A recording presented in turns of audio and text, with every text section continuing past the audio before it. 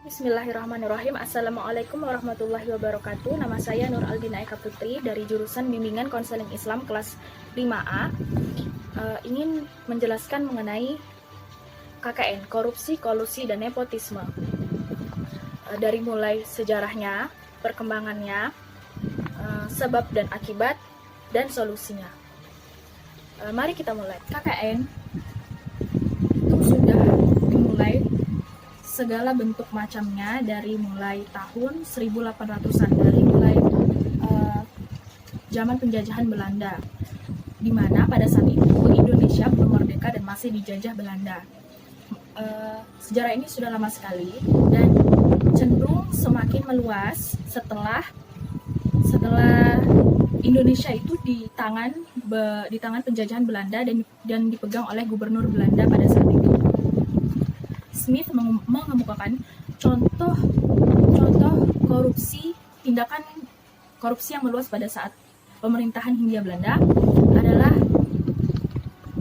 penyebab utamanya itu adalah upah yang sangat kecil, gaji yang sangat rendah. Karena menerima gaji yang sangat rendah, orang-orang yang bekerja pada company Belanda sangat mudah tergoda untuk menerima imbalan tambahan dari organisasi-organisasi pribumi yang lemah. Hanya saja karena banyak bentuknya jadi kayak nggak ketahuan bahwa itu korupsi. Dan pada saat itu, pada tahun 1800-an, hal-hal seperti ini tuh belum tahu namanya kalau ini tuh korupsi, kalau ini nepotisme, kalau itu kolusi, itu belum tahu. Itu masih hal-hal yang dianggap hal wajar, hal yang biasa dilakukan. Dan selanjutnya, awal penyebab sejarah KKN itu karena metode pembayaran. Para aristokrat tuh bangsawan pribumi, kayak orang kaya di zaman dulu yang bangsawan, yang kayak orang kaya tapi orang Indonesia, pembayaran terhadap bangsawan pribumi yang dilakukan company membayar bangsawan pribumi pada saat itu digaji, itu kan namanya upeti, diganti dengan namanya upeti oleh Gubernur Jenderal Belanda, lalu diganti menjadi pembayaran dalam bentuk gaji. Akibatnya aristokrat bangsawan pribumi itu nggak merasa puas dengan bayaran gaji tersebut. Lalu bangsawan pribumi pun, aristokrat tuh terpaksa menggunakan cara-cara kotor untuk meningkatkan taraf hidupnya dengan cara-cara yang tidak sah, dengan cara-cara kotor tersebut, dengan cara-cara KKN, karena mereka ingin mempertahankan taraf hidup bangsawan mereka, dan itu sudah menjadi kebiasaan. Dulu itu hal seperti itu udah biasa, udah menjadi kebiasaan para bangsawan. Jadi hal-hal wajar, makanya bisa sangat amat berkembang hingga sekarang. Lalu dilanjutkan dengan tahap kedua, yaitu perkembangan KKN. Perluasan pengertian korupsi secara besar-besaran terjadi setelah Indonesia masuk periode merdeka. Dengan beralihnya kekuasaan dari penguasa kolonial ke tangan pemerintahan Indonesia, tuntutan masyarakat pun semakin keras terhadap penggunaan kekayaan negara secara besar cenderung meningkat. Pemakaian pribadi kekayaan negara secara benar oleh para pejabat negara serta-merta dipandang sebagai tindakan korupsi. Dikemukakan oleh Wehtam, tindakan yang sebelumnya dulu dipandang normal, itu sekarang di zaman setelah Indonesia merdeka dianggap sebagai tindakan tidak normal. Mulai ada selisih di situ. Dan kini dipandang bahwa itu adalah tindakan yang salah secara lebih kritis oleh masyarakatnya. Jadi setelah dulu di zaman Belanda dan di zaman bangsawan hal itu dianggap biasa. Berkembang setelah Indonesia merdeka menjadi hal yang tabu, hal yang tidak wajar ketika para petinggi, para menteri, para segala macam yang punya jabatan tuh menggunakan harta mereka, itu dianggap tidak wajar, karena bisa saja itu uang kita, uang masyarakat yang digunakan. Masyarakat sudah mulai kritis dan sadar bahwa hal itu adalah tindakan yang curang. Lalu berlanjut kepada perkembangan di tahap Orde Baru. Nah, pada saat Orde Baru itu Indonesia benar-benar meningkat, benar-benar menjadi negara yang benar-benar berkembang. Nah, di akhir abad 19 kan itu Orde Baru berakhir dengan sebuah klimaks yang penghujung di abad ke-20. Klimaksnya itu tahun 98 itu kan, itu udah bener-bener. Nah, kurang lebih selama 3 dasawarsa Orde Baru memimpin, dapat diklaim bahwa mereka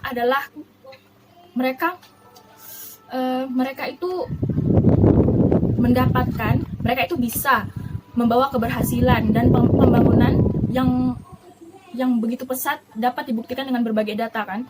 Indonesia benar-benar berkembang pada saat itu. Tidak sedikit lembaga internasional yang juga memberi apresiasi kepada Indonesia terhadap Orde Baru, terutama pada kemajuan pembangunan Indonesia, terutama di dasawarsa pada awal Orde Baru. Berlanjut lagi perkembangan KKN, namun hantaman krisis tahun 1998 yang merontokkan ekonomi Indonesia hingga ke titik terendah, kemudian itulah membuka mata orang banyak bahwa pembangunan di masa Orde Baru tidak dijalankan dengan fundamen, dengan dasar yang kokoh, sehingga sangat rapuh. Sewaktu-waktu bisa saja itu berbalik, kondisinya bisa saja berbalik ke titik yang ekstrim.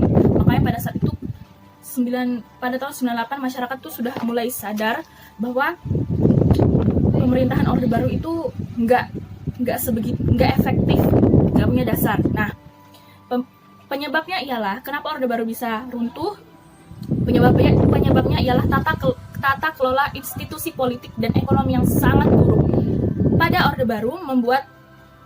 Di Orde Baru membuat pertumbuhan ekonomi yang sempat meroket pesat tersebut tidak dapat dipertahankan dan justru membawa Indonesia pada titik balik kehancuran. Itulah tadi sebabnya, karena pada tahun 98 Indonesia tidak memiliki pembangunan yang berdasarkan fundamental yang kokoh.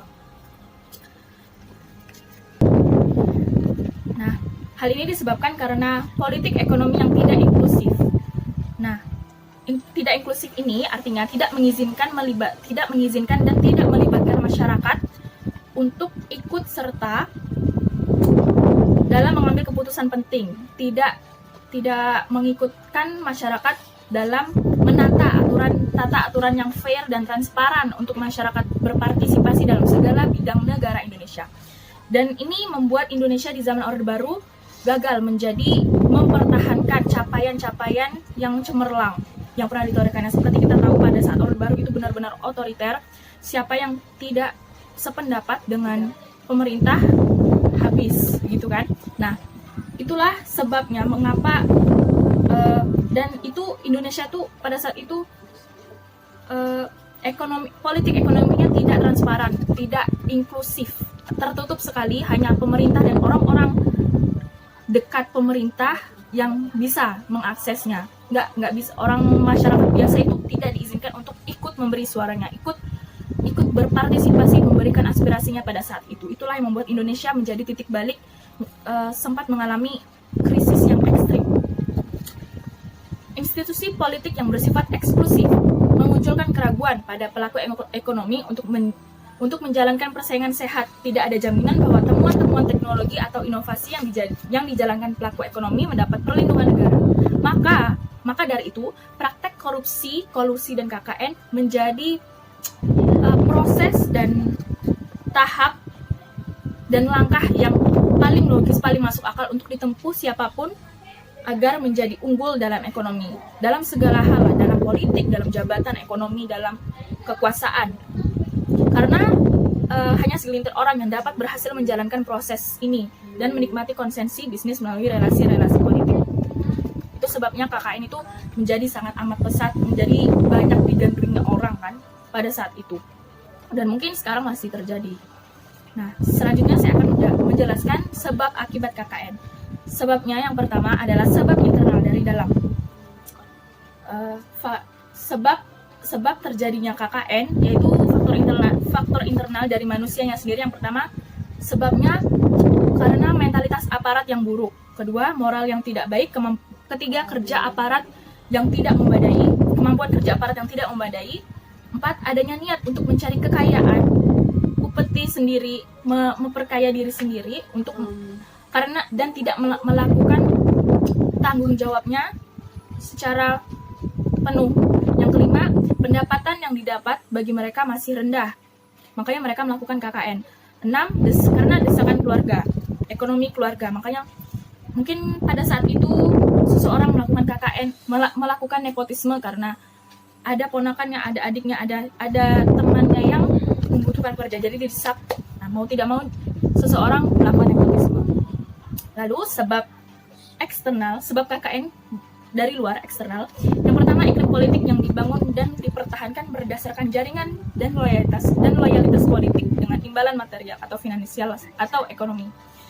Jadi gini, faktor eksternal ini seseorang diiming-imingi berdasarkan dari rekan kerjanya.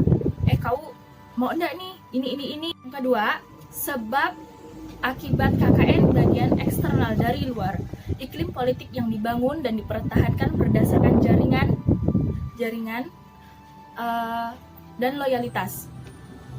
Yang kedua, budaya di mana penguasa cenderung menuntut upeti dari bawahannya dengan sukarela sebagai wujud kesetiaan karena akan dipromosikan untuk jabatan yang lebih tinggi.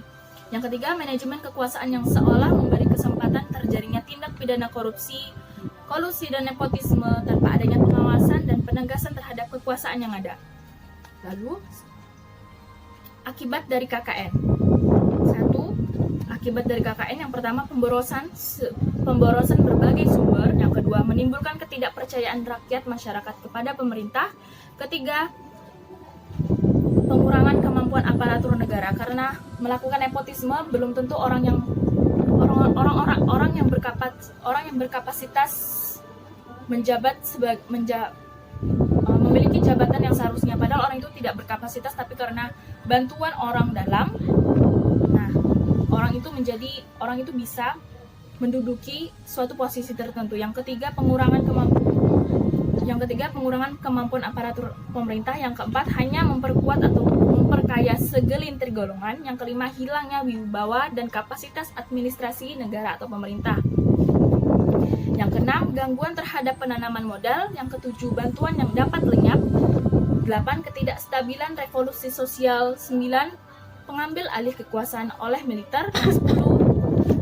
Yang 9 tadi sudah kita rasakan pada Orde Baru dan sampai akhir 98. Yang 10, menimbulkan ketimpangan sosial budaya. Lalu selanjutnya adalah yang terakhir, solusi KKN. Pertama, dari diri kita, dari individual. Pertama, memperkuat keimanan dan budaya malu. Kedua, sistem penggajian dengan memperbaiki sistem penggajian lebih layak. Ketiga, membuat sistem birokrasi dan hukum yang anti korupsi dan anti kolusi.